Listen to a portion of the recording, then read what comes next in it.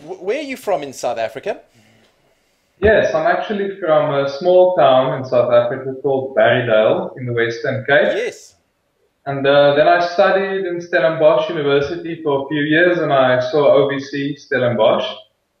And that's where it all began. Brilliant, man. So, is there any way that you could give us sort of a 2 minute synopsis of your life from the day that you met us and you decided to go to Dubai to where you are now? Just a quick journey. So basically, I started in Dubai, like as a type of a holiday job for the first 3 months, being a runner on the beach, a waiter. Then I slowly moved up, getting a better area and a better section, moving to the VIP section. After this, I got involved in opening new venues. I opened a new venue, for example, the Act in the Shangri-La Hotel, which is a five-star restaurant. I also opened a new cafe called Cafe Habana in Souk Al Bahar. And yeah, three venues opened and things went forward. All three of these places grew bigger and bigger and more positions became available. And now, a few months ago, a new company in Abu Dhabi recruited me to be an outlet manager for them in JBR, which is on the beach in Dubai. And with this company now, I'm going to be involved with opening 14 new restaurants. So, yeah, really interesting. Fantastic. So, how would you describe, in the last, couple of years, Dubai's economy, like every economy, has been in a bit of a depressed environment. It sounds like Dubai is really moving out of that environment, especially Yeah, hospitality. sure. Yeah, 2008, 2009. I mean, it was like the peak of the boom. Everything was massive, construction everywhere. And then was this depression, or recession. So it went down a little bit for 2 years. But now, the last year and a half, for example, things are really starting to pick up again.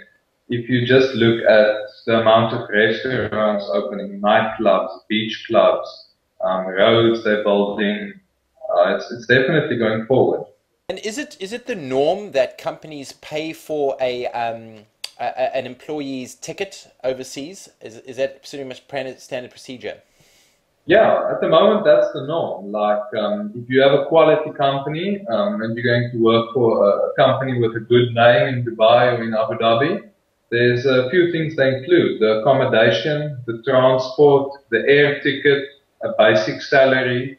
For example, when you work as a waiter, you're gonna keep most of your tips as well. So it's quite a nice package they present.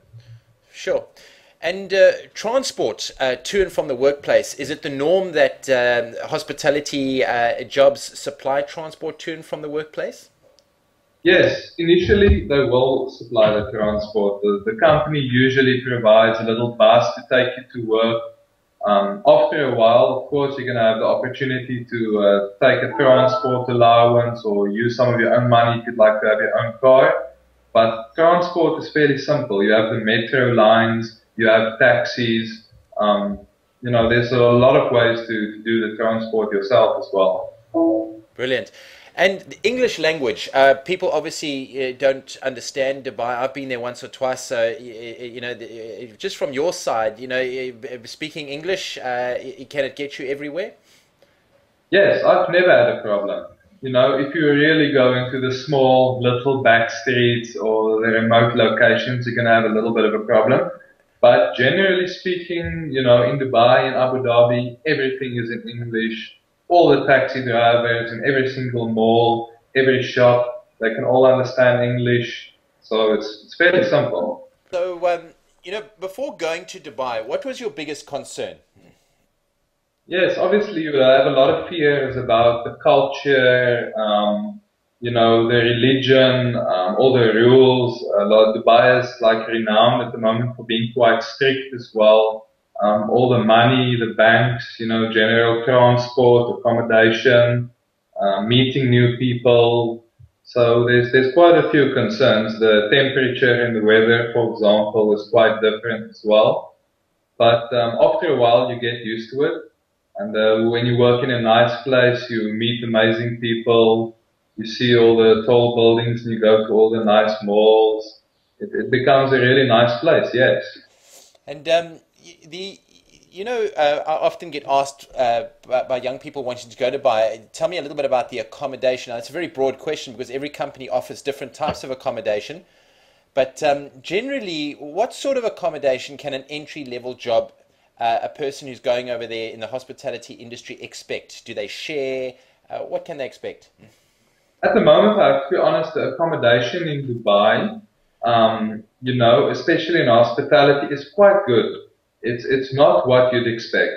You will have, for example, shared accommodation, but Bertus, with regards, a difficult question, but you are a South African, you do understand it. When a young person of color comes into our office and says, look, I want to come and work in Dubai, how do you think I will be treated over there? Will I be treated, is there discrimination against me? How do you think we should handle questions like that?